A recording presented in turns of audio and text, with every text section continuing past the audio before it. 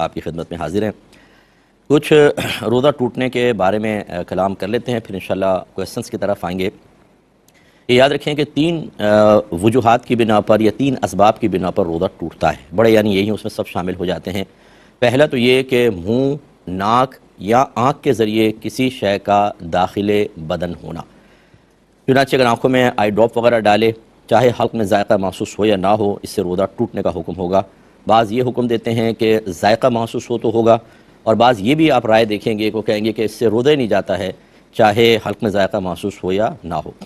تو ہمارے نزدیک ہم اس میں احتیاط کا حکم دیتے ہیں، کیونکہ آنکھ اور حلق کے درمیان ایک روٹ یا پیسج ہے باقاعدہ، میڈیکل سائنس یہی کہتی ہے۔ اسی وجہ سے آپ کو ذائقہ بعض اوقات محسوس ہوتا ہے۔ ہم سرما لگاتے ہیں تو اس کا بعض اوقات تھوک کے ذریعے اس کی سیاہی آتی ہے باہر، اس کا مطلب ہے کہ آہستہ آہستہ چیز اندر پہنچ جاتی ہے۔ تو روٹ یا پیسج باقاعدہ موجود ہے۔ یہ اس طرح نہیں ہے جس سے انجیکشن لگائیں تو مساموں کے ذریعے یا رگوں کے ذریعے کوئی شے اندر داخل ہو، تو لہٰذا اس میں احتیاط کرنی چاہیے اور بہت احتیاط کریں۔ اس طرح ناک سے کوئی چیز اندر گئی، منہ سے گئی تو روزہ ٹوٹ جائے گا۔ چنانچہ بعضوں کو انہیلر یوز کرتے ہیں، اگر کوئی دوا یا غذا منہ کے ذریعے چلی جائے گی تو روزہ ٹوٹ جائے گا۔ اسی طرح کوئی ایسی دوا سونگھنا کہ وہ دماغ تک پہنچ جائے تو روزے کو فاسد کر دیتی ہے۔ اور ابھی تو ضمن عرضی کر دیا ہے کہ اگر انجیکشن یا ڈرپ لگائی تو اس میں اختلاف ہے۔ بعض یہ کہتے ہیں کہ یہ جو منافذ ہیں، ان کو منافذ کہتے ہیں، آنکھ ہے، ناک ہے، منہ ہے، ان کے ذریعے کوئی شے داخل بدن ہوگی دوا یا غذا تبھی روزہ ٹوٹے گا۔ باقی اگر مساموں کے ذریعے، رگوں کے ذریعے جائے تو نہیں ٹوٹے گا، کیونکہ نبی کریم کے دور میں تو وہ چیزیں تھیں نہیں، تو لہذا انجیکشن ڈرپ سے روزہ نہیں جائے گا۔ اور بعض یہ کہتے ہیں کہ روزہ ٹوٹنے کا اصل سبب یہ ہے کہ جب ہم دوا یا غذا کو اندر اتارتے ہیں تو دوا ہمارے بدن کی اصلاح کا کام کرتی ہے اور غذا تقویت فراہم کرتی ہے۔ چنانچہ کوئی بھی ایسی چیز جسم میں کسی بھی جگہ سے داخل ہو جو اصلاح اور تقویت کا سبب بنے، وہ روزہ توڑ دے گی۔ جو یہ لاجک رکھتے ہیں وہ یہ کہتے ہیں کہ انجیکشن اور ڈرپ سے روزہ ٹوٹ جائے گا۔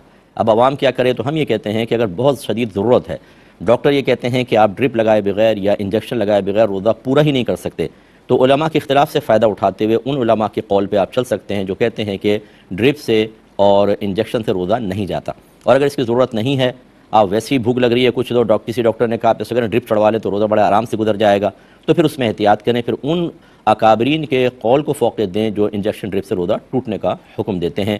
یعنی دونوں اقوال کو لیں گے، لیکن موقع کی مناسبت سے کبھی اس پر اور کبھی اس پر، جب سخت ضرورت ہو تو اس پر عمل کر لیں، ورنہ پھر ٹوٹنے والے قول پر عمل کرنا ہی بہتر ہوتا ہے۔ ہاں یہ یاد رکھیے کہ اگر خدا نہ خواستہ کوئی چیز داخل بدن ہوئی لیکن وہ ایسی ہے کہ اس سے بچنا ممکن نہیں ہے، اور بچنا بھی چاہیں تو شدید ترین تکلیف و حرج میں انسان مبتلا ہو جائے گا، وہ معاف ہے۔ مثال کے طور پہ آپ کسی ایسی فیکٹری میں کام کرتے ہیں جہاں دھواں بہت اٹھتا ہے، آپ روڈ پہ جا رہے ہیں، گاڑیوں کا دھواں ناک کے ذریعے اندر جا رہا ہے، ڈسٹ جا رہی ہے بسا اوقات، ان چیزوں سے چونکہ بچنا دشوار ہے، اس لیے معاف ہے۔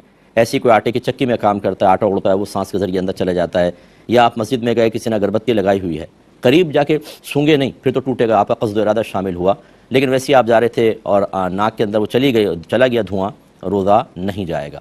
اور اسی سے آپ اندازہ کر لیں کہ اگر کوئی قریب ناک کر کے اگربتی کا دھواں جان بوجھ کے اندر لے گیا تو روزہ ٹوٹ جائے گا، کیونکہ اب یہ حرج والی صورت نہیں ہے، یہ تو قصدن آپ نے ایسا کر لیا۔ تو لہٰذا اسی بیس پر پھر سگریٹ کا حکم بھی یہ ہوتا ہے کہ اگر کسی نے سگریٹ پیا تو اب وہ یہ نہیں کہہ سکتا بھی میں روڈ پہ سفر کرتا ہوں، اتنا دھواں اندر جاتا ہے، میں نے سگریٹ بھی تو دھوئیں لے جا رہا ہوں اور کیا کر رہا ہوں، نہیں، یہ آپ قصد و ارادے کے ساتھ لے جا رہے ہیں، اس سے روزہ ٹوٹے گا۔ اور اسی طرح بعض اوقات یہ حکیموں کے پاس دوا کوٹ رہے ہوتے ہیں بعض بچے، تو اس سے دھانس اٹھتی ہے، ہماری بہنیں کچن میں کام کر رہی ہوتی ہیں، مرچوں کی دھانس چلی جاتی ہے، ان سے روزہ فاسد نہیں ہوتا، کیونکہ مجبوری کی صورتیں ہوتی ہیں تو اس سے استثناء ہوتا ہے۔ پہلی چیز یہ۔